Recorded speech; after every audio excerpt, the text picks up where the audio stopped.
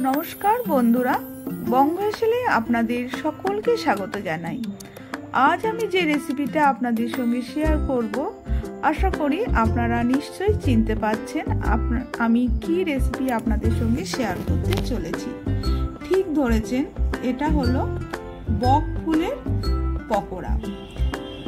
नानान धरनेर फुलेर पकोड़ा किन्तु आमरा करे थाकि, तबे बक फुलेर पकोड़ार रेसिपि किन्तु असाधारण लागे। এই রেসিপিটা যেমন ডাল ভাতের সঙ্গে অসাধারণ লাগে, ঠিক তেমনি করে চা কফির সঙ্গেও সন্ধ্যাবেলা খেতেও ভালো লাগে। মুড়ির সঙ্গেও কিন্তু এই রেসিপিটা শেয়ার করা যায়। আসুন তাহলে দেখে নিই কিভাবে আমি বকফুলের পকোড়াটা বানালাম। প্রথমে আমি এই বাটিটার মাপ নিয়ে এক বাটি বেসন দিলাম, আর এই বাটিরই আন্দাজে দিয়েছি, তবে এই বাটিরই হাফ বাটি হবে এরকম চালের গুঁড়ি দিলাম। আমি এখানে আতপ চালের গুঁড়ি নিয়েছি। আর দিলাম কালো জিরে, দিলাম খাবার সোডা, হলুদ গুঁড়ো, আর দেব পরিমাণ মতন নুন।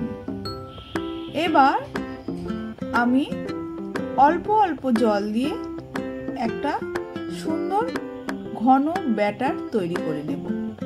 ব্যাটারটা যেন এমন ভাবে করতে হবে, খুব পাতলাও হবে না আবার খুব ঘনও হবে না, এমনই একটা ব্যাটার তৈরি করে আমি নেব।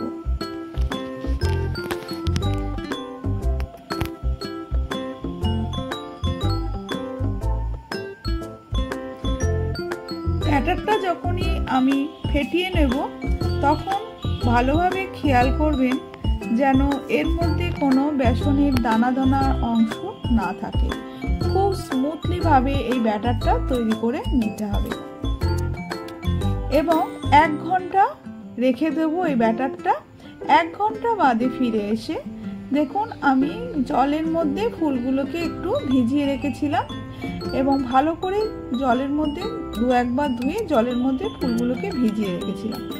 তারপরে দেখুন আমি এই ফুলের ভেতর থেকে এই মাঝখানে একটা শক্ত অংশ থাকে, সেই অংশটা আমি ফেলে দেব। দিয়ে এই ফুলটাকে এইভাবে গোটা রেখে দেব।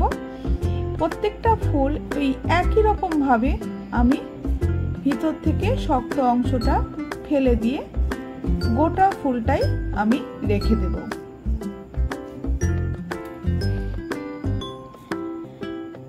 এদিকে দেখুন ওভেনের উপরে আমি তেলটা বসিয়ে দিয়েছি।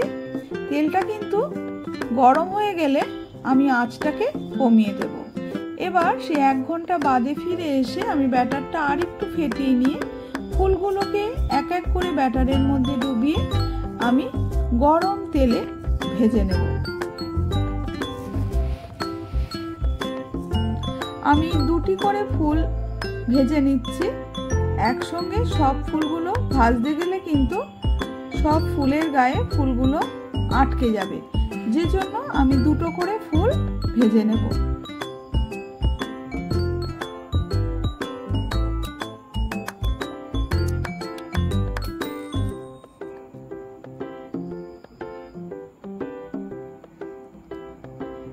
দেখুন পকোড়াগুলোর কালার এমনই এলে আমি পকোড়াগুলোকে তুলে নেব। আমি একটা কাঁটা চামচের সাহায্যে ফুলগুলোকে ভেজে নিলাম, এতে করে আমার পকোড়ার সঙ্গে তেলটা কম উঠবে, সেজন্য আমি একটা চামচের সাহায্যে পকোড়াগুলোকে তুলে নিলাম। এভাবে একই রকম ভাবে আমি সমস্ত পকোড়াগুলোকেই ভেজে নেব। দেখুন আমার পকোড়া কিন্তু রেডি হয়ে গেছে। গরম গরম চা কফি কিংবা মুড়ির সঙ্গে পরিবেশন করব এই বক ফুলের পকোড়া। আশা করি বন্ধুরা আমার এই রেসিপিটা আপনাদের ভালো লেগেছে। ভালো লাগলে অবশ্যই আমার চ্যানেলকে সাবস্ক্রাইব করবেন, লাইক করবেন এবং বন্ধুদের সঙ্গে অনেক অনেক শেয়ার করবেন। ফেসবুক থেকে যারা দেখছেন অবশ্যই আমার চ্যানেলটাকে ফলো করবেন। আজ এই পর্যন্তই, দেখা হবে আবার কোনো নতুন ভিডিওতে। আপনাদের জানাই অসংখ্য ধন্যবাদ।